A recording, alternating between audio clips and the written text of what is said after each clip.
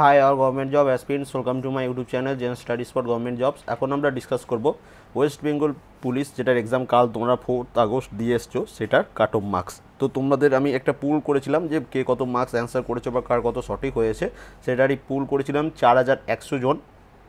সেটাতে তোমরা ভোট দিয়েছিলে।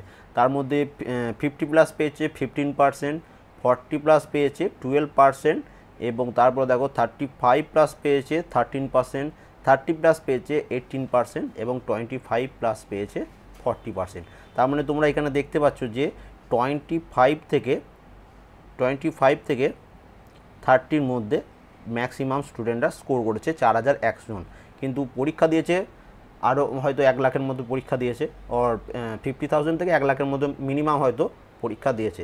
তার মধ্যে তাহলে তোমাদের যেটা কাট অফ হতে পারে, অ্যাভারেজ সবাই ধরে নাও, জেনারেলদের যেটা হতে পারে 25 থেকে 30-র মধ্যে, ঠিক আছে, জেনারেলদের এর মধ্যে কাট অফ। এবার যারা 25-এর কাছাকাছি আছো তারা অবশ্যই, কারো মনে 24 আছে, কারো মনে 23 আছে, তো তারা অবশ্যই কিন্তু প্রিপারেশন নেবে 1600 মিটার রান। কারণ 1600 মিটার রান রেজাল্ট বার করার পর তুমি কোনো মতেই কমপ্লিট করতে পারবে না।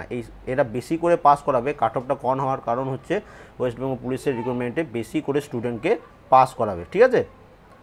কারণ এখানে মেন ঝামেলা হবে 1600 মিটার যে রানটা আছে সেখানে প্রচুর পরিমাণ, মানে 10 জনে 7 জন বাদ পড়ছে কি 6 জন বাদ পড়ছে, মাত্র 3 থেকে 4 জন 10 জনের মধ্যে পাস করছে, এইরকম সিচুয়েশন যেটা 2018-তে তোমাদের রিক্রুটমেন্ট হয়েছিল।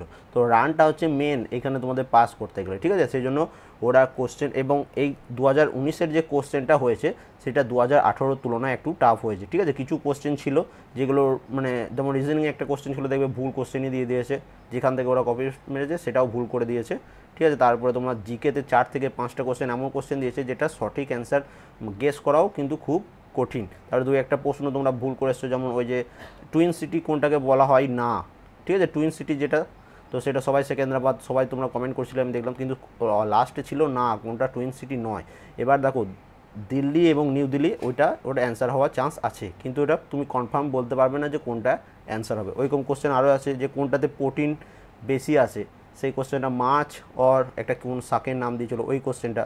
আরও কিছু কোশ্চেন আছে যেগুলোর জন্য কোশ্চেনটা একটু অন্য বছরের তুলনায়, মানে 2018-র তুলনায় টাফ করে দিয়েছে। এবার যখনই কোশ্চেন টাফ হয় না তখনই কাট অফ অটোমেটিকলি কমে যায়। তো সেই তুলনায় যারা 20+ আছো মিনিমাম, ঠিক আছে, তারা সবাই প্রিপারেশন নেবে মাঠের জন্য, আমি বলে রাখলাম।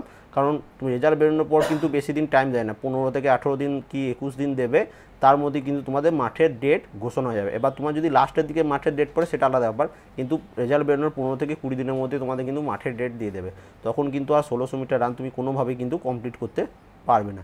তাই এখন রিসেন্টলি অনেক এক্সাম আছে, সেই এক্সামের জন্য প্রিপারেশন নাও, প্লাস প্রত্যেকদিন সকালে উঠে 1600 মিটার রানের একটু প্র্যাকটিস করতে থাকো, ঠিক আছে।